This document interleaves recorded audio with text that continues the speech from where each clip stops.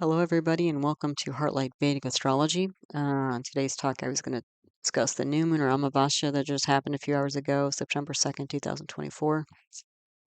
This is from a Vedic astrology or Jyotish perspective, so ancient Indian astrology. And it seemed like the theme for this moment in time was a labor of love. As we'll see as I go through the chart for this moment in time, a lot of challenging emotions, a very tough situation. But well worth it to, again, protect and nourish our minds and hearts and spirits. Okay, so let's get into it. Yeah, so no, beforehand, the information presented here is for educational purposes only and should not be considered medical, financial, or professional or life advice of any kind. If you are in need, please contact an appropriate professional for support. Then you might take a minute or two to read the rest of this disclaimer. If you're new to Vedic astrology, also known as Jyotish, are my videos. All of my teaching videos on the subject are my concepts playlist. They can be found there. Wherever you see a double asterisk in one of my talks, that means there's a teaching video on the subject if you'd like to learn more about it. And I'm all about playlists. I organize all my videos into playlists so that they're easy to find. So you might check out the playlist list, for different topics like planets, grahas, houses, bhavas, yogas, planetary combinations, and there are others as well. Also, if you'd like to learn astrology by looking at birth charts, I have a video titled Birth Chart Archive List 2024, where I list all the famous birth charts that I've analyzed on the channel. So this could be famous people, famous places, famous moments in time. Like in my monthly video that I just did, I analyzed three different charts: Mount Vesuvius erupting, and then the formation of the People's Republic of China, and then the bombing of the Twin Towers, September 11 attacks in New York City. But I don't do typically one-off videos. Sometimes I do, but you wouldn't tell from the monthly video title that there are three birth charts in there. So this video archive list may be helpful if you're looking for more famous birth charts to study. Helpful videos to watch with this one. North, South, and East Indian style charts. I do cover Western style charts in them as well. Introduction to navigating a birth chart. Introduction to the constellations or rashis. Constellation or rashi categories. Planetary aspects or natural benefic and malefic planets or grahas. Chidra grahas or planets of vulnerability. Planetary exaltation, debilitation, or uccha nicca. Swagrahas are planets in their own sign or star. Planet retrogression or vakri. Bhavam or directional strength. Karako nashaya or planet breaking house. Nakshatras or lunar mansions. Parivartana yoga, exchange of houses. Sarpa yoga, the ambition combination. The lugna, also known as the ascendant rising sign or first house. And then we are in eclipse season coming up this month. We have a lunar eclipse coming up, so I have a video on lunar and solar eclipses, Chandra Surya Grahan, that you can check out to get ready for that.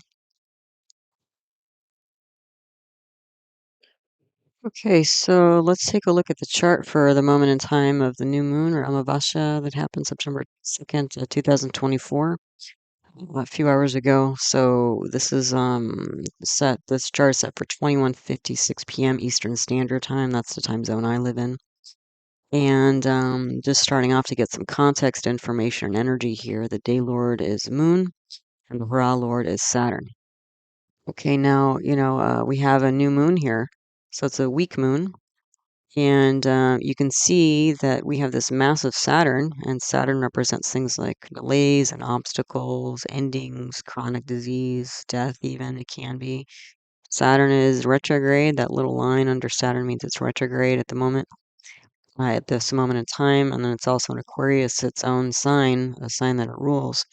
So we have this massive Saturn, again, representing delays and obstacles, aspecting the moon, a weak moon, okay? The other thing is that the moon is highly influenced, and you would say dominated by the sun, which it's right on top of it this moment, but sun is in its own sign of Leo. So this weak moon is getting crunched in between Saturn and Sun. Saturn and Sun. Now, Saturn can also represent things like blue collar workers, proletariat, working class, employees, that sort of thing. And Sun can represent president, king, um, what else? Authority, government, that sort of thing. So you can see the moon is getting crunched in here, and the moon represents things like mind, especially the emotional mind, the intuitive mind. It can also represent the public. So you can see that the moon is getting squeezed up in here. Okay. And when we have Saturn on the moon, typically we can see in somebody's chart, you kind of chronic problems related to moods. The Saturn can also indicate things like skepticism, doubt, anxiety, depression, um, pessimism, that sort of thing. So already just with the day lord moon and our lord Saturn, we can see that there's some mental, emotional trouble obstacles here. Okay. Then on top of that, the Jasha period, the planetary period, is Venus, Moon, Mercury. So we're getting more of that moon energy. Okay, and we'll see that going through this whole analysis. So just keep track of the moon and how many times we talk about it and how many times the moon is challenged. Okay. So Venus is also challenged at this moment. Venus is in the sixth house, which is considered a negative house, a dushtana, house of suffering. And Venus is debilitated, not only in a negative house, but it's debilitated in its sign, in the sign of Virgo or Kanya. Venus is also a bit challenged because it's with K2, and you can see Venus is going to be crossing K2 in the next couple of days because they're so close together by degrees. And K2 is a planet, the south node of the moon, which represents things like hidden things and unexpected things, and it can also represent like mental health problems, which you're already seeing with this new moon stuck between, a swa sun and a swa retrograde Saturn. The moon, you can almost think of it like that. What's that cliche, like stuck between a rock and a hard place? It's almost like that. Okay. So Venus is compromised, and in addition, you have another malefic, Mars, aspecting Venus. You have two malefics on it. You do have Jupiter aspecting it, so that'll bring it up a bit. Jupiter's a great benefic, and Venus as well. But again, you can see Venus is quite compromised. And Venus is also another emotional planet. So the two emotional planets, Venus and Moon, are compromised. The other thing I would say is that they're also hidden because the moon is eclipsed. It's a new moon because it's right on top of the sun or right behind the sun, or, the sun's light is eclipsing, the moon because the moon is too close to the sun to reflect the light of the sun. And Venus, is with K2. And K2 again is this kind of hidden, unexpected energy. It can also be quite virulent in many ways. Some people talk about K2 like it's very much like Mars, but even more erratic and more hidden. Mars can be a fiery planet. It can be a separatist planet. It can be a rebellious planet. It can be a destructive planet. It can be a violent planet. So yeah, and then we have Mercury. Mercury's a little bit better here. Although Mercury's in Cancer, it's a sign of debilitation for Mercury. And the other thing is Mercury is Sunday. Sunday meaning it's in the last degree, last or first degree of a sign. So being last or first degree of a sign will make a planet unstable because you're shifting from one element, like it's in Cancer now, it's shifting from water to fire. Right? And the other thing is that that shift of Mercury from water to fire is not only Sunday, the first or last degree of a sign, but it's also Gandanta, because when you switch from a water sign to a fire sign, not only are you shifting signs, but you're also shifting nakshatras or lunar mansions simultaneously. So it's a double shift, a double instability that's going on. So I would say all three of these planets that we're running here in the planetary period are compromised quite a bit. And again, all of these planets, Venus and Moon, emotional planets, and Moon and Mercury, mental planets. So a lot of mental, emotional instability, I would say. And so looking at this, when you have Moon and Saturn together, I would say the end of fun times, because Moon is in a nakshatra lunar mansion called Purva Phalguni. Purva Phalguni is represented by a hammock, and it's or the front legs of a marital bed. So it's a lot about, the finer things of life and enjoyment and socializing. But with all this heavy Sun and Saturn energy on the Moon, and it being noon, it's almost like that's all like squashed, you know. And then Venus, Moon, Mercury, trapped mind and emotions, I would say here. So that's what we're leading with. And then the Dasha period, planetary period, is going to shift to Venus, Moon, Ketu on the 26th of November. So Ketu again is an erratic, kind of explosive, unpredictable planet. It brings that energy. And then we have Venus and Moon. So you can see that, there's going to be unexpected, emotional situations going on here. Sudden shift in feelings could be as well. And that Venus Moon K2 period is beginning. It's 26th of November. So, we've got a couple months here, September, October, no, actually 3 months here, of this uh, energy, kind of filtrating our lives. So the Lugna nakshatra, so again, the nakshatra is a lunar mansion, is Bharani. Bharani is symbolized by a womb. And so Bharani represents cycles, of birth and death as well. And the thing is that, which would you expect in this chart? Well, we have an Aries rising or Mesha rising chart here. The rising sign or first house ascendant, Lugna, those are all different names of the same thing. This is the well, let me back up. This is the North Indian style chart. And so with the North Indian style chart, the rising sign, first house, Lugna, ascendant, all different names for the same thing, are in this diamond at the top in the middle. It's kind of covered up, but there's a little one in the bottom corner there. That one does not represent the first house. It represents the first constellation of the zodiac, which is Aries or Mesha. That's how we know this is Aries in the first house or Aries rising chart. Now, Aries is a movable fire sign. Movable meaning a lot of activity, and fire meaning a lot of action. So this is like a lot of action going on. Usually when people have a bunch of planets and movable signs, they're always active. Like they're the kind of people that like never sit still. They're always moving, active. They can't sit still. So we get that, which is sort of like, okay, maybe there's a lot of new stuff starting up here, but we also have this massive Saturn aspecting Aries, and Saturn is debilitated in Aries. So this massive Saturn of delays and obstacles is going to squash all these this activity that's going on. And the other thing is that it's going to be the end of cycles. Okay. So you can see, like if for example you started a project during this time, which I had almost attempted to do. I was getting close to this time because of the monthly video took so long, and I was trying to get this done, and I got into it, and then I couldn't go any further, and I had to finish it today. But this is going to be like, projects that, stall out or activity that's squashed. And we'll see that, as a theme going through the chart, rest of the chart. Okay, the moon nakshatra I mentioned is Purva Phalguni. And again, that nakshatra, think hammock and marital bed, is all about like enjoyment. So, it's like fun times are ending here, not a good time. So in more of like a social context here, September 2nd in the United States was Labor Day. And it's Labor Day in Canada as well. I guess they celebrate the same thing. So Labor Day developed, it's, I guess, been in effect for a long time. I didn't realize the history of it until I looked into it. But basically, Labor Day was like a strike by workers, I think by unions.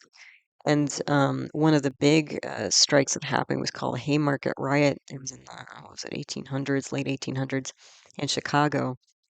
And workers went on strike to advocate for an 8-hour workday instead of, endless hours and, that sort of thing. And as I've been mentioning in my talks, since we've had this massive Sun and massive Saturn combination, last year when these two planets were in this position, we had a lot of strikes going on in the United States. Like there's a Hollywood strike of writers and actors, and then the auto workers went on strike. And actually, we have the same thing. So not only do we have Labor Day, where that kind of strike, workers' strike action is embedded in the meaning of that holiday. And a lot of people will get that day off, and schools are off typically on that day in the United States. But we have a hotel strike going on. So, and hotels like are all about hospitality, and the moon represents hospitality. So it's like again that squeeze on the moon is all about squashing hospitality through hotels, right? So, and then the other thing is that in addition, on a more kind of, national kind of world on the world stage, is that people in Israel protested. They are protesting the government's, I guess, reaction or non-reaction to getting hostages back. And so there's a lot of that going on. And again, what it was looking like, I think, was that maybe the courts in Israel was saying that people couldn't protest like this and they couldn't strike, and because it was like just slowing everything down, and so, for the public, like transportation or whatever else is going on. So you can see, like, again, just like last year, and last year, what else happened? Oh, Iceland went on strike. The women of Iceland went on strike for one day, just to, again, bring attention to how much they contribute to all sorts of aspects of social, the social kind of machine, functional machine of the country. Yeah. So again, same sort of planet lineup and same sort of happenings here. And I will end up sort of talking, like when I went through this chart, especially the situation with getting hostages back and stuff like that. You could see like this chart works really well to kind of understand the situation there, or the current moment of that. Okay, so Labor Day also, like in the United States, I think mentally, maybe not officially, but mentally, a lot of people are like, oh, Labor Day is the end of summer.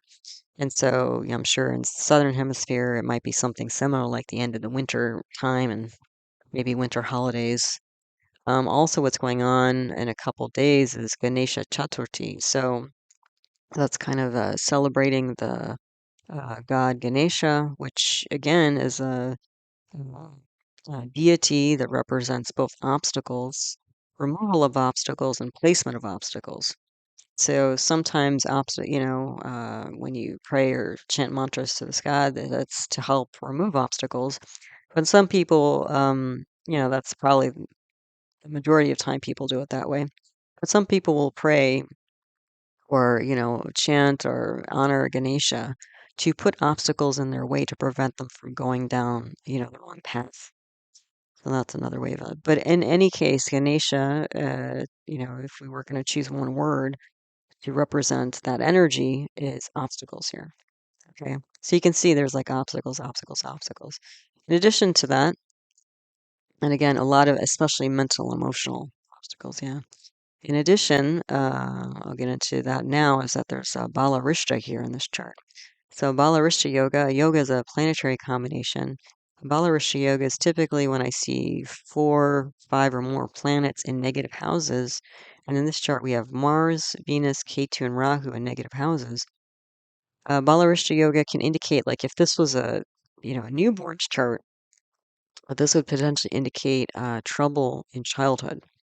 And sometimes the trouble is so bad, there can be like, you know, health problems or mental emotional problems, or, um, maybe the parents can't take care of the kid and that sort of thing. Sometimes it's more physical. Sometimes the bala is just so strong that the child doesn't really survive childhood, or they die fairly young, like even in their 20s, like just when they're kind of reaching more independent status, that sort of thing. So we've got that going on as well. So you can see, a lot of just barriers and obstacles and barricades here. Uh, so, but let's keep going and see what else we see here. So, let's start at the top in the Lugna. Again, the rising sign, first house ascendant.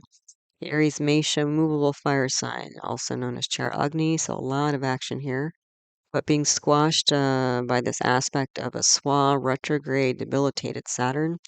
And Saturn is in a nakshatra called Purva Bhadrapada, which is symbolized by the front legs of a funeral pyre. So a lot of destruction, combustion, fire, it's not easy breezy energy for this nakshatra. So you have a Saturn, a planet representing death and destruction, in a nakshatra of essentially the same energy. So this is a very destructive Saturn that we're dealing with at this time. So again, end of cycles, squashed effort, suppressing much activity. That's if you watch my Lugna video, The lugna is really important. That's why I always start with it because it kind of sets the tone for the whole chart. Okay. So, what else do we have here? Okay, so the Lugnasha, so the ruling planet for the chart is Mars, and Mars is like wild right now. So, very exaggerated Mars. So, why is it exaggerated? Well, one, it's karako bhava nasha. What does that mean? So, Mars represents things like siblings, and it's in the house, third house, which represents siblings. So, when you have the planet representing a certain person and the house representing a certain person, it's almost like it brings too much energy. It kind of sounds like a good idea, but then it's like it brings too much energy and it brings trouble to that person. It can be the relationship between the native and that person. Like maybe if this was a person we were looking at, the person, their siblings, they might have troubles. But it could just be like the siblings themselves have troubles, acutely or chronically, usually or chronically. The other thing is that Mars is bhavat bhavam. So Mars is also the lord of the eighth house of long-term chronic difficulties. And when the eighth house lord is gone 8 houses away, which you would end up in the third house, it's like one long-term difficult situation after the other. Okay. Then, let's see, Mars is in its own star or Tara, so Mars has strength that way. Okay, so you have like three different ways that, Mars is extremely exaggerated here. And Mars, luckily, in a way, is in Mrigashirsha. I mean, you could see it as luckily or not, but Mrigashirsha is a lunar mansion that's symbolized by a deer's head. So there's this kind of seeking energy, like a lot of folklore around the world, not just Indian folklore. Like a deer going through the forest is all about finding your way through the dark and unknown times and things like that. So there's a seeking energy. The thing that was at Mars is an action planet, so it's like seeking. It's doing a lot of work seeking or searching. Um, maybe traveling as well. Can Mrigashirsha, the deer traveling through forest, can mean that as well. But it's in a rashi or constellation of Gemini, so it's more of seeking mental solutions or ideas, ways more than like physical activity, even though Mars can be a very physical planet because it represents things like muscles and blood and stuff like that. So yeah, but the thing what's nice about Mrigashirsha is that it's a gentle energy. And because Mars is can be such a explosive, violent planet, when it's in balance, it's nice to at least take the edge off potentially. And Mars has gone to the third house, which is a Kamasthana, house of enjoyment.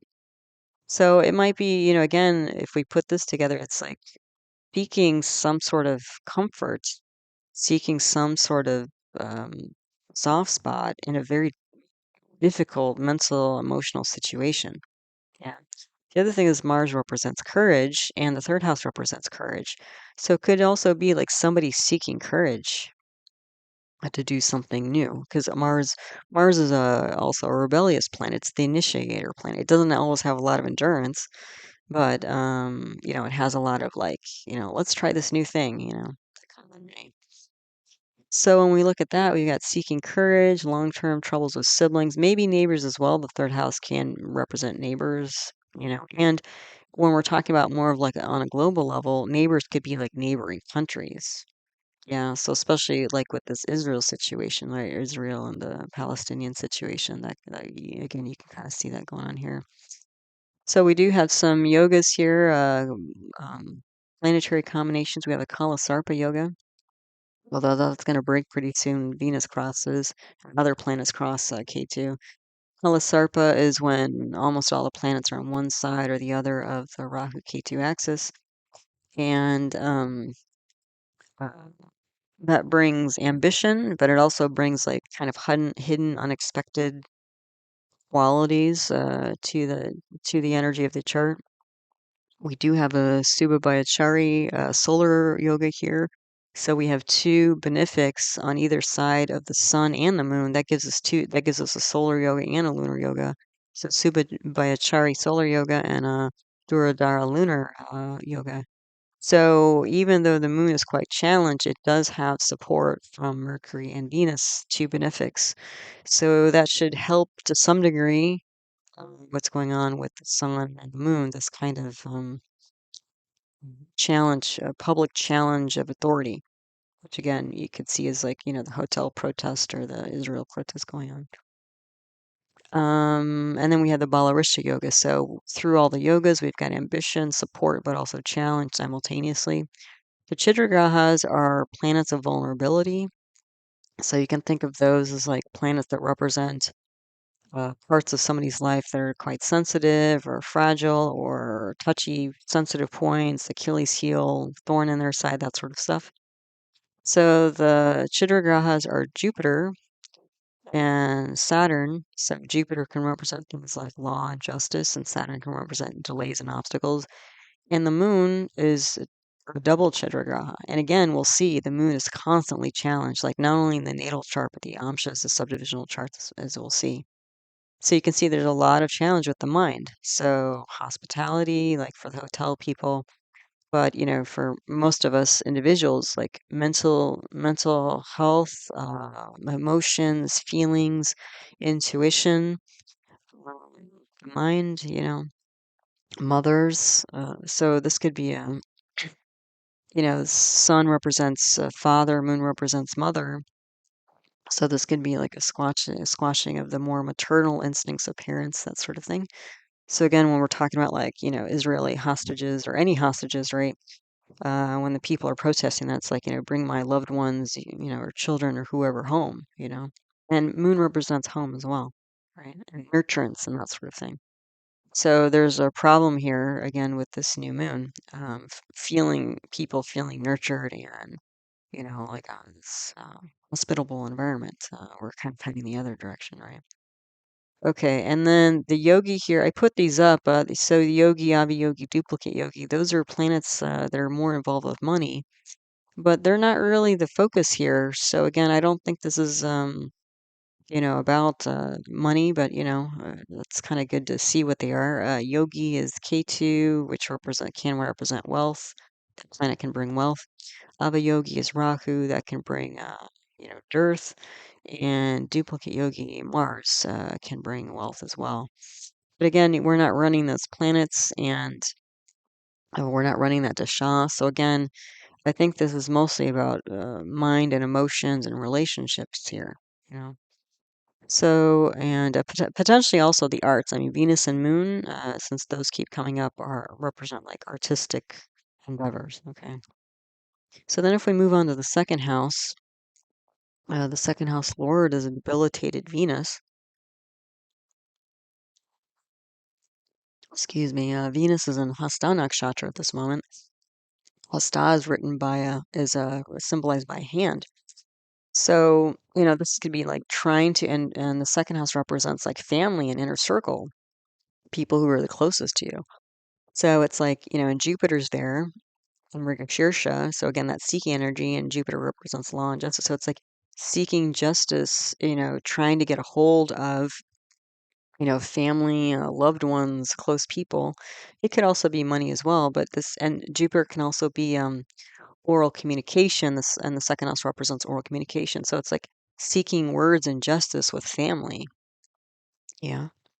So that's pretty clear. So again, when I saw the Israeli hostage protest situation, it's like, you can see clearly a lot of indications here for that kind of thing.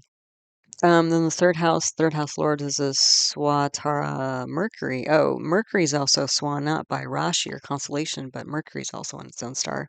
So that'll bring, some uh, strength to Mercury, although again, Mercury is, Sundi Gandanta, so we've got an exaggerated Mercury here. And Mercury is in a nakshatra called Aslesha. Aslesha is symbolized by a snake.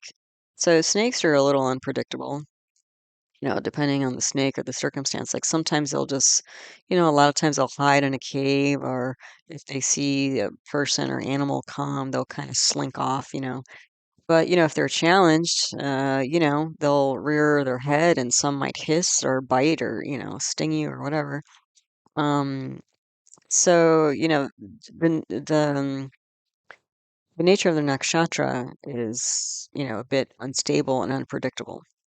And with Mercury there, Mercury can represent communication, it can represent decisions, it can represent travel, it can represent communication, education. So all these things are going to be a little bit kind of, on edge, I would say.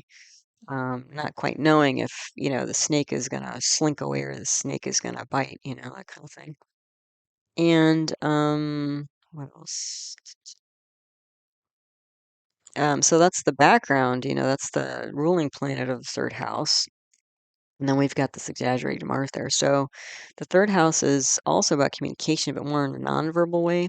So this is communicating through rebellious actions, physical actions typically. So this is like all the people, even if they're not yelling and shouting in the street, they're walking with signs in the street, potentially, or they're not showing up to work, like the hospital worker, or not the hospital worker, the hotel workers are not showing up to work. So it's another way for them to communicate with their point across, right? Then the fourth house here, the fourth house lord is this, challenged moon. And then we have this Sundi Gandanta Mercury and Aslesha here. So when the fourth house represents home, it also represents happiness, it represents education.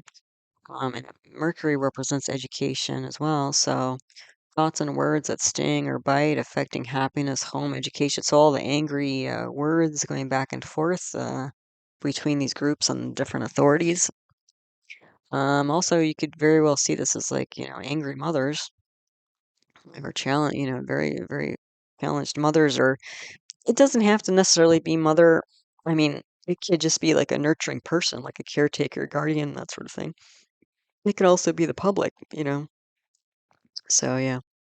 Then the fifth house lord is a swa sun plus this moon. Both of them are in Purva Phalguni, that hammock, enjoyment energy, but aspected by this massive Saturn and Purva Bhadrapada. So, any kind of enjoyment's just getting squashed here. So, suppression, public sentiments, it could be. Authority overriding the public could be. Tension between government or authority and working groups. Could be tension between parents and children, because the fifth house represents children. And sun and moon are mom and dad, so, or dad and mom respectively. Public and protest government laxity. So again, with the sun being in Purva Phalguni, this like the authority is just sitting on their fanny, rocking in a hammock, not doing their job of like, doing whatever, like bringing just fair wages to workers in the hotels or bringing hostages back home, either way. Yeah, so, it's just like, the people are protesting. It's like authorities are not doing enough. They're kind of sitting there enjoying, the administrators of whatever organization are enjoying themselves and living off the wealth and profits or whatever, potentially of these situations.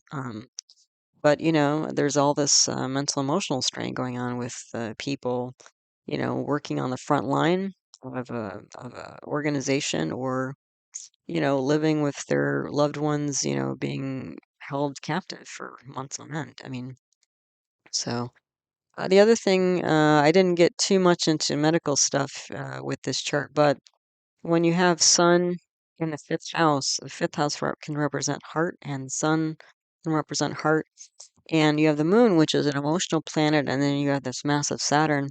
I could see how this would bring up heart issues for somebody, and even especially like palpitations, because palpitations are typically, this feeling your heart beating. That's not normally, people don't feel their heartbeat, but when there's stress and especially emotional stress going on, people can get palpitations because of like suppressed hidden feelings, So that could be going on as well. Then the sixth house here, sixth house lord is this, again, exaggerated Mercury. You've got debilitated Venus with K2. K2 is also in Hasta, so two planets with this hand, symbol here. So K2 can be all about grabbing control or releasing control. And again, we have this hidden energy here. So again, Venus can be loved ones or spouse or whatever. And in this chart, Venus is the lord of the second house of family and inner circle. And Venus is the lord of the seventh house of spouse, or partners and stuff like that. So it's like and the sixth house also represents enemies, so it's like some hidden or foreign enemy grabbing control of loved ones, and there's legal issues because Mars and Jupiter are aspecting here. So there's enthusiasm to gain control of the situation of kind of compromised loved ones by enemies, is what you see here. So again, Israel, the hostage protest seems to fit really well with this chart. So what did I write here? Family, partner in trouble, because this is Venus is compromised, confused about what practical action to take. So that's because the ruling planet is Mercury, and Virgo in this house is a dual Earth sign. So Earth signs are all about practical actions and things like that. And but Mercury, any Virgo is a dual sign. So it's kind of like what do we do? What kind of practical thing can we do to relieve the relationship problems here? Again, whether it's the Israel hostage situation or the hotel worker situation, or again, any of us, like individual situation. Like, even if this was just a person's chart that we're looking at, their spouse and family, loved ones are, in trouble here. So trying to find out like how can we, extract them from whatever the difficult situation is. What else should I write here? And then again, Mars and Jupiter, that could, again, Mars represents enemies and Jupiter represents justice, law, and maybe bringing some optimism. Jupiter and Venus are also the two counseling planets. Jupiter is a spiritual counselor and Venus is a practical counselor. So it's trying to get, legal, spiritual, practical support to relieve this difficult situation. And again, you could, if all these planets together, you could see seeking how to legally free loved ones from foreign enemies. So let's go on to the next slide. Okay, so on this slide, all the stuff on the left is the same, and on the right, I have notes for the other houses here. So the seventh house, again, the seventh lord is this Venus that's stuck here in the sixth house of acute troubles. So again, trying to get hold of loved ones. It could also be independent business. The seventh house represents independent business. The other thing is the seventh house represents like finding your way forward. So if this was somebody's chart, just an individual's chart, this could be somebody who typically has a very difficult time, finding their way through life because Venus is debilitated in a negative house with at least two malefics on it, and yeah, so difficulty finding the way forward in all these situations I mentioned. Then the eighth house here, the eighth house lord is this, massive Mars, and there's aspect of Jupiter and Saturn here. The eighth house represents deep psychology, and Jupiter is the great benefic and represents optimism, and Saturn is the great malefic representing skepticism. So there could be mood issues here, alternating thoughts here, seeking to gain hope or optimism in long-term difficult circumstances. That's what I'm seeing here. Yeah. Then the ninth house lord is this Jupiter, and there's an aspect of Mars here. So, again, Jupiter and both Mars are in Mrigashirsha. So again, the seeking energy. So the authorities, and the ninth house represents authorities and father, and are also looking for seeking solutions in difficult circumstances, um, and also fighting with their partners. So again, the third house where this Mars sits is the seventh house from the ninth, and so the third house for the ninth from the ninth represents the partners of government. So you can see that they're, hostile partners here for the government. So that's part of why, they're not finding, I guess, solutions, soon enough, quick enough, or good enough. That's creating the problems here. So, then the tenth house lord is Saturn. Again, all that destructive energy, it's aspected by Mercury. There's also aspects of Jupiter, which is debilitated in Capricorn. And there's going to be an exalted Mars. So, Daily, so Mars is exalted, Jupiter is debilitated, Mercury is, is okay, normal condition. And Capricorn is very much is a chara movable earth sign. This is all about building things, and building a lot of things and a lot of physical action. And the 10th house again represents like day-to-day activities, like 9 to 5 activities. So this is a lot of daily physical action and communication going on here, but possibly with a lack of compassion because Jupiter represents compassion is debilitated here. So you're going to get much more of like an angry communication, especially since Mercury is in Aslesha, the snake energy. And so there might be this like energy of, and also the debilitated Jupiter is like, like a lot of times when people protest, like I hear a lot, it's like no justice, no peace. And that's that debilitated or compromised Jupiter. So all this activity of people protesting might be feeling like it's falling on deaf ears. Like, even though people are protesting, still nothing's happening, or not enough is happening, or not happening fast enough. Then the 11th house Lord is this massive Saturn. There's aspects of the Swa, Sun, and the new moon. So authority in public, uh, confronting groups. This could also be suppression of wages.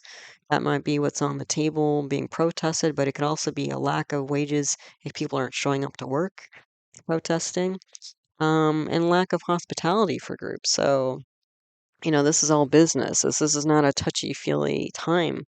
It's people are on edge and angry and upset. So, in the 12th house Lord is Jupiter. Rahu is here in Uttara Bhadrapada. Uttara Bhadrapada is the back legs of a funeral pyre. So that's a nicer energy, generally speaking, than Purva Bhadrapada. Purva Bhadrapada is just like, burn it all down, like a funeral pyre, right? It's a cremation. So to, remove the soul from the body and let it go into new cycles of incarnation. That's the thought behind that. But Uttara Bhadrapada is like conscious release of things. And Rahu is an ambitious planet, so it's kind of, 12th house can represent foreign, isolated places, and Rahu is ambition. And again, Rahu, like Ketu, has this kind of unexpected hidden quality. And Uttara Bhadrapada can be like an ambitious release of foreign things. And because you also have an aspect of Venus here, and Venus, even though it's debilitated in Virgo, it's exalted in Pisces in the 12th house. This could be like an exchange of loved ones overseas. Because the 12th house can also represent like import export. And here, since we're talking about, import export of Venus, Venus represents people. So this could be like a hostage exchange type thing.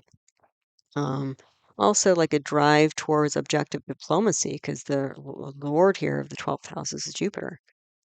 So that's what people are talking about is how do we get like a fair exchange and release of people in foreign isolated places. So again, this whole like Israel protest, hostage protest thing fit really well with the chart. Okay, but let's look at the Amsha subdivisional charts for a bit more info. Okay, so again, if you're new to the sub-zodiacs or Amshas, these are different names for the same thing, also called the divisional charts. This is different ways of slicing and dicing the natal chart, the main chart, to get more information about specific areas of somebody's life. Again, these charts are mostly used for timing. Okay, so we don't typically just do one-off analysis on these things. We can get a little bit more details, but whenever you do analysis of the yamshas, you want to bring whatever information you find and bring it back to the natal chart and integrate it. Okay, so since we're looking at timing here, the current Dasha period, again, Venus, Moon, Mercury, the mind, emotional planets, that's switching to Venus, Moon, Ketu on November 26th. So these are the planets that I've circled here. These circled planets, because we're running the Dasha period, the planetary period for these planets, they're going to be kind of more, you can think of them as more active or influential during these periods of time. Okay. So that can help you focus on like which planets are doing what and what's really kicking off. Okay. So these first two charts here on this slide is the Navamsha D9 for spouse and partnerships and Draken D3 for siblings, which again, we saw in both of those houses there was a challenge. So what do we see here? Well, Not too surprising, the D9 for spouse and partnership, right? Because again, the lord of that seventh house is that Venus, in a negative house, debilitated with two malefics on it. That's a lot of a challenge. So Moon, Mercury, Ketu are not well placed in this chart. But the Lugna is strong because we have Venus aspecting its own sign and Saturn aspecting it to its exalted sign. So I would also see here, this is like enduring love. Yeah, Venus can represent love and romance, and Saturn again is just long term, you know, long term items or energies and stuff like that. Now Mars here is Swan in the second house, and so that's going to be a lot of angry transformational speech, unexpected transformational speech. And let's see, Saturn. Okay. And then the second house is also represents family, so it's going to be a strong family. That's Mars Swan, the second house. And then Saturn is aspecting the fourth house of, family line. So I would say, strong family background here for the partner of the natal chart. But the thing is, you can see that the partner of the partner, so if we look at the seventh house of this D9, that gets back to the native, you can see that there's trouble here. One, because Venus is karako bhavanasha, so like we had the Mars karako bhavanasha in the natal chart, Venus here represents partner and the house representing partner. So that brings trouble. And then you have a debilitated Saturn on top of it. So the native again is going through a hard time. We're seeing it again here through the sub-zodiac for the spouse or partner. Okay. Then K2's debilitated in the eighth house of deep psychology, and you have a Mars on it. So, Mars and K2 together are pretty explosive, angry energy, or even revolutionary type energy. So, the spouse here has revolutionary, angry thoughts, so the spouse is clearly not happy, which again, we're not surprised from the natal chart. Mercury is debilitated in the sixth house of acute issues, but it is aspecting its own sign in the 12th house.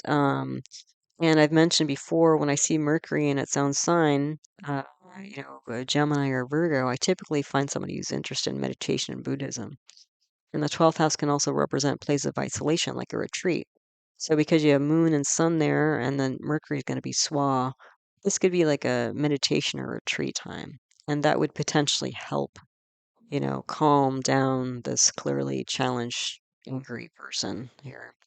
The other thing in this chart is we have a bunch of soul enemy pairings. So, so we have K2 is the soul enemy of Mars, and they're together in the eighth house. So again, more fighting contentious energy.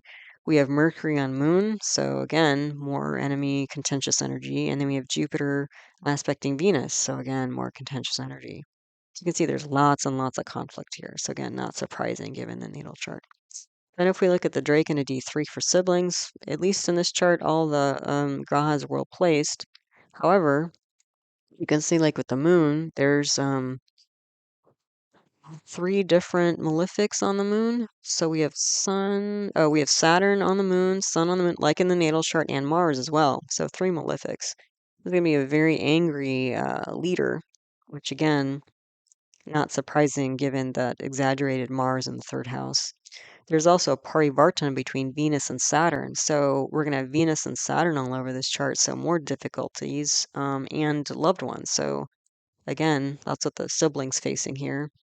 Mercury's debilitated again. So there can be confusion or not clarity of thought or not the best choice of words or decisions. But at least Mercury again is, aspecting its own sign in the 10th house. Also the second house here, we have debilitated soul enemy Jupiter with Venus and K2, and then Saturn is there through Parivartana. So again, hostile words, disruption of family. You got the two human planets there, Jupiter, Venus, the two counseling planets, Jupiter, Venus with K2, the erratic planet, and Saturn suppression. I mean, this is a lot of, so again, a lot of trouble going on with family here for the sibling. So Okay, so other relationships. On this slide, we have the Saptamsha D7 for children and Dwadashamsha D12 for parents and grandparents. So in the top chart, the moon is not well placed. And that's another thing to notice as we go through these amshas.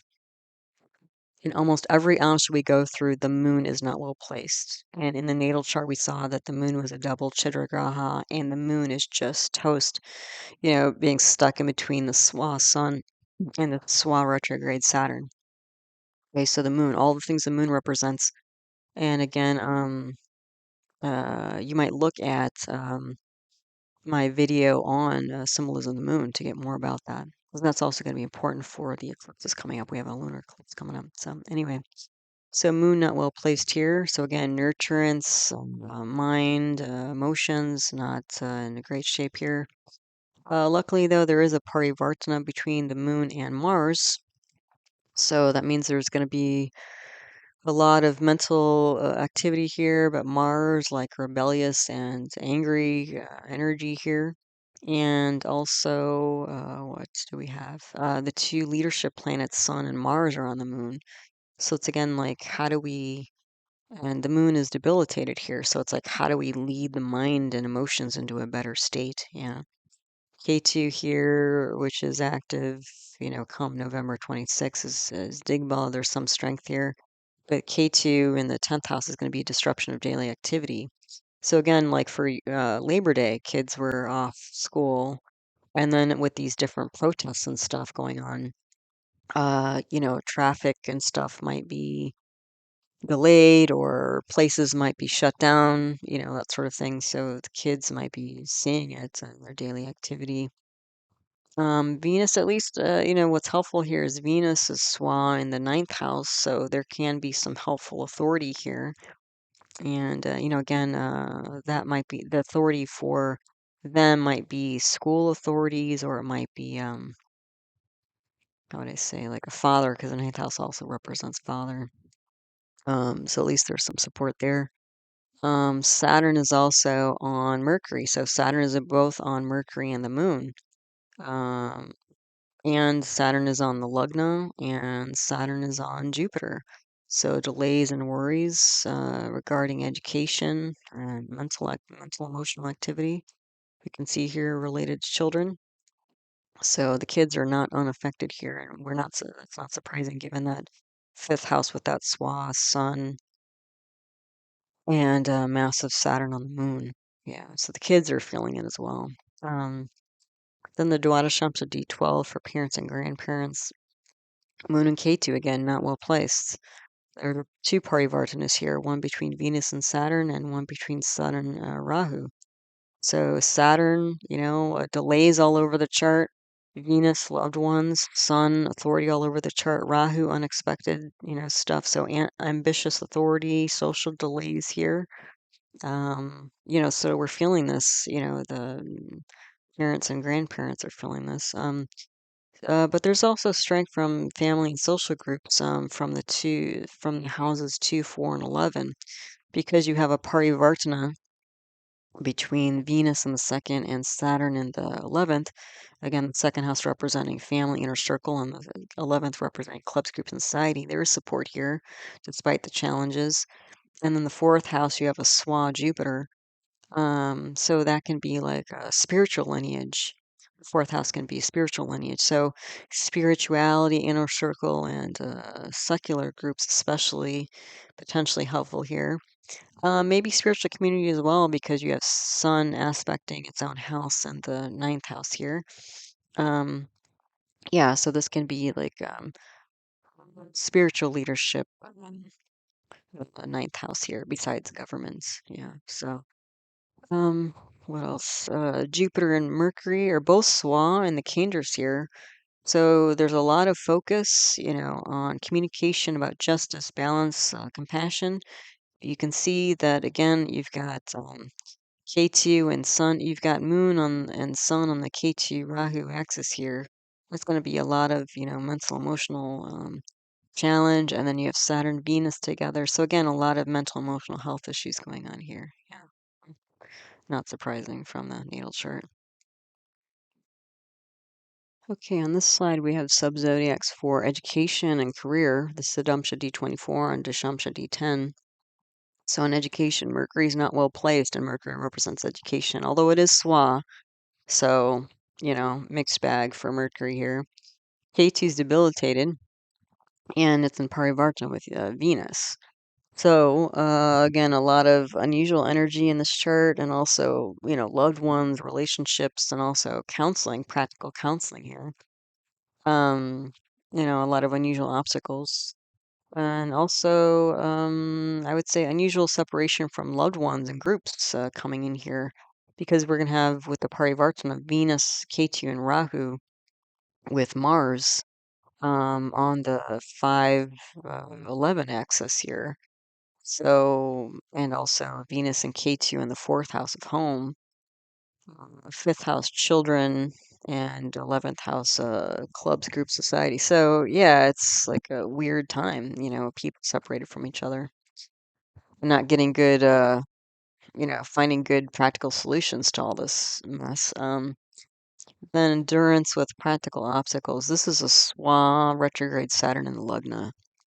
So, there's going to be endurance here with education, but again, a lot of delays. So, again, that, just if we're talking about Labor Day, kids are generally off school, at least in the US and I think Canada as well. So, then the Dashamsha D10, Moon is not well placed. So, again, note that.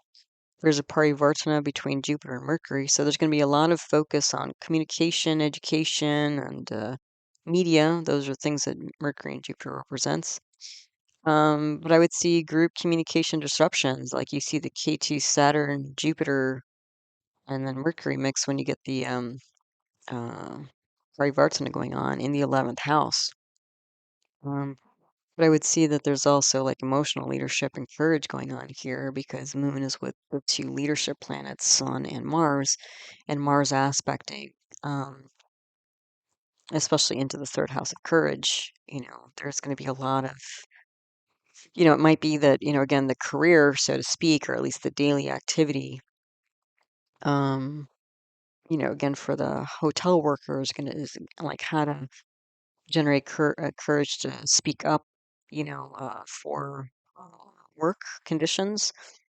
And for others, it could be that daily career activity is sort of overridden, by this decision to go and like maybe protest in the streets or what have you, so it's the same kind of stuff going on the main chart. Then again, this isn't really, I think, too much about wealth, but there's some, stuff here. So the top chart here is a Rudamsha D11 for income, and the second one's Chatratamsha D4 for assets. So again, in the top chart here, Moon is not well placed. And you can see in the 3, 4, third and fourth house, um, there's a communication regarding administration docking wages. Where did I get the word? Hold on a second. Oh, so this massive Saturn is aspecting the third house, where it's exalted, and you have Sun and Moon there. So you have this massive suppression um, of kind of like, how do I say,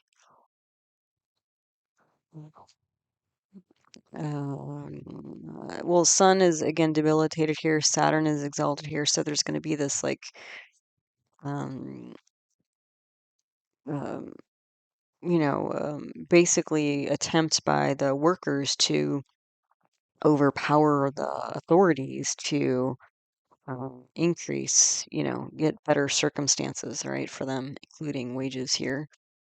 Um, and let's see. And also, you could see, like, with Venus and Mercury, Mercury is Swan, the 11th house of income. The other thing is that, again, this is a Leo Lugna here.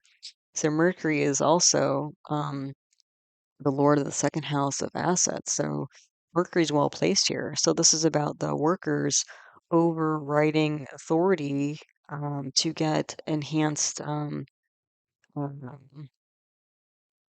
wages, And you can see Mercury in its own sign here in the 11th house. This is all about good accounting and income management skills and that sort of thing. So, yeah, essentially they're trying to bump up, you know, things for themselves income-wise, the workers here.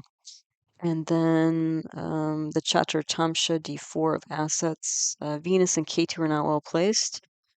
And there's, two malefics here, so that's going to be quite challenged. There are two parivartanas here between Sun and Saturn and Mercury and Mars. So Sun, Saturn, and Mars. Sun and Mars are the two leadership planets. Saturn and Mars are the two engineering planets. And Mercury and Mars together give technology. So you could see like maybe somebody was involved with, and Saturn and Mars are the two land property planets. So you could see like bringing this all together, this might be like somebody who owns or leases like public housing, like maybe a subcontractor for government, that sort of thing. So yeah,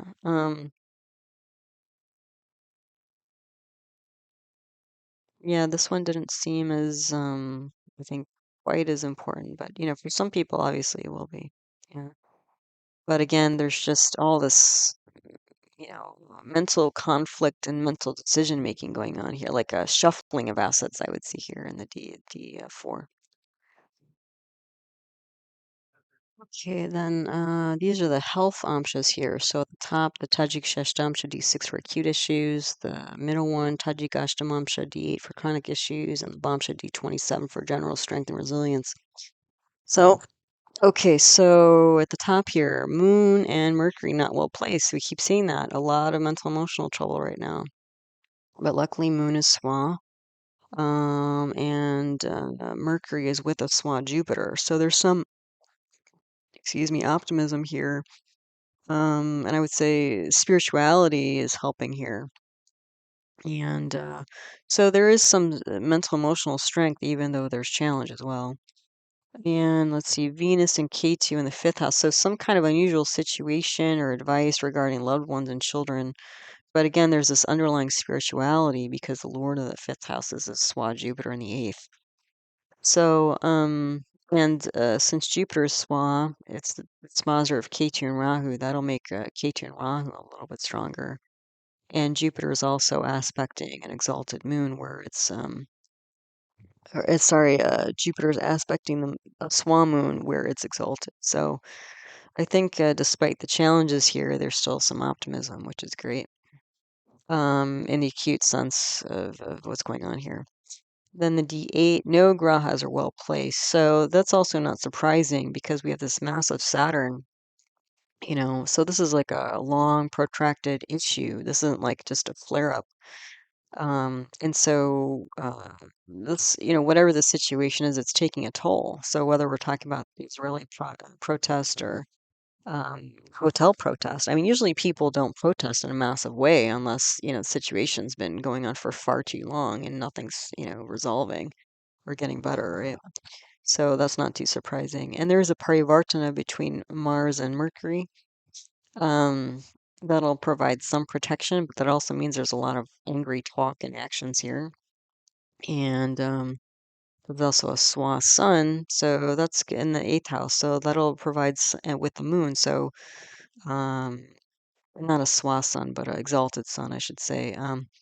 So there's still going to be like leadership of mind here. Again, that'll provide some protection, for all the mental emotional strain. Then the Bamsha D27, Venus, Moon, Ketu, not well placed. So, but luckily Venus is Swa and luckily Moon is Swa. So that'll, help a bit. Mercury's debilitated. It's the only planet that's not in a negative house. But it is Swa in the 10th house. So again, there's strong intuition here and an alternative mindset. Um, The other thing that's kind of nice, even though it looks pretty grim here, frankly, is that the D6 and D6 you have Swa Venus with two malefics and a sole enemy. So again, a lot of challenges here with acute situations and enemies and stuff. But especially when you have a strong planet, in the sixth house, that can mean that there is improvement over time. So eventually there will be, I think, overcoming difficulties and enemies, but for the time being, yeah, it's pretty tough. Okay, then these last two charts here are the Panchamsha D5 for innate spirituality and the Vimshamsha D20 for formal worship. So in the top one, Venus and Moon not well placed. Emotions are, will throw off somebody's personal practice is what I'm seeing here. Because again, the D5 is about, your own kind of self-made brand spirituality, whatever that means for you.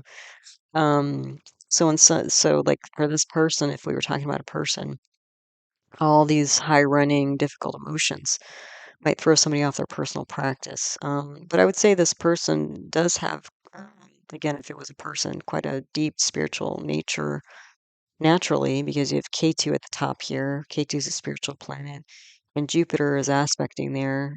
Jupiter's another spiritual planet, where it's exalted. Um, but I would say this person has again, if it was a person, has ability to detach. Um, I think the one thing that might stick even during difficult emotional times, what I'm seeing here is Mercury in the fifth house. The fifth house can also represent things like mantras. And Mercury represents like speech. So it could be like repeating mantras might be a way to help deal with, so much, difficult emotional stuff going on. Then the Vimshamsha D20, formal worship. So again, more organized spiritual stuff. Moon, Mercury, K2 not well placed. So there's some challenge here. However, Venus is exalted in the 10th house. So, through organizations, there can be a chance to build relationships and compassion and maybe even art or something like that. Be a soft spot to land to have that kind of support. Jupiter aspects its own sign in the 7th house. So again, that's another indication that spiritual partnerships and business and, bringing compassion into day-to-day activities, whether it's in the workplace or whether it's protesting on the street, maintaining, going with groups who are more like-minded and will maintain the sense of peace and justice could be helpful. Saturn is while retrograde in the 9th house. I mean, that's a very strong authority. Essentially, since we're talking about formal worship here, this could be like a religious authority, but especially when we talk, I've mentioned before, when you get Saturn in its own sign very strong like that, you can get, you know, people or organizations that are very strongly linked to India. So, this might be potentially a very traditional, if not Indian, satsang. Satsang is spiritual community, and that's the 9th house as a spiritual community. So it does look like there's like social support through organized, religious or spiritual groups here. And then we kind of get the same situation what we saw in the was it D7, D27, the bombsha of resilience, health, resilience, and general strength. You can see in the 6th house here we have a swa Mars with Sun, Moon, and Mercury. Again, the two leadership planets, Mars and Sun, with Moon and Mercury, the two mental, mind planets. So leadership of mind and emotions improves over time. So, and yeah, so again, I think maybe just a support of, like-minded, compassionate others can be helpful here. But again, if you've been keeping count um, on the moon here through all these amshas, I actually kept a count. So there are 13 amsha subdivisional charts I went through, and of 13, 10 of them, the moon was not well placed. So you can see the moon in the natal chart post, it's a chidra graha, doubly over, compromised in almost all these amshas. Um, again, all the things the moon represents compromise at this time. So again, you might check out that moon symbolism video. And just as a comparison, like K2, 6 out of 13 amshas not well placed. Mercury and Venus, 4 out of 13 amshas not well placed. So K2, again, is going to bring a lot of this hidden, unexpected energy. The moon is just really, really in a tough spot right now. So, yeah. So, be gentle with yourselves, folks, okay? All right, so as always, I want to thank you for stopping by, listening to one of my talks. All of my teaching videos on the subject of Vedic astrology are in my in my concepts playlist. They can be found there. For a list of all the famous birth charts I've analyzed, if you'd like to study astrology that way, I would look at my birth charts archive list 2024 video. I do offer individual birth chart readings live on Zoom and as a recorded video. So if that's interesting to you, you can email heartlightastro@yahoo.com for more info. I do have another YouTube channel on natural medicine and where I talk about other Vedic arts like Ayurveda, traditional Indian medicine, yoga, as well as other paradigms of medicine like homeopathy and naturopathic medicine. The name of that channel is Nature Source Care. All right, so all that's out there, whatever's helpful to you.